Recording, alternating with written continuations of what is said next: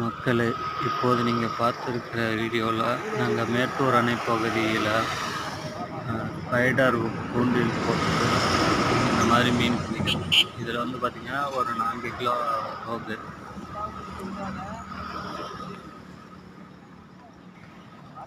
தூண்டில் போட்டாலும் கொஞ்ச நேரம் வெயிட் பண்ணி தான் பார்க்கணும். அதனால் என்னால் முழுசாக இது வீடியோ எடுத்து போகிறது கொஞ்சம் சிரமமாக இருக்குது. அதனால் அவ்வப்போது கிடைக்கிற மீன்களை உங்களுக்கு முடிஞ்ச வரைக்கும் வீடியோ எடுத்து போடுறேன்.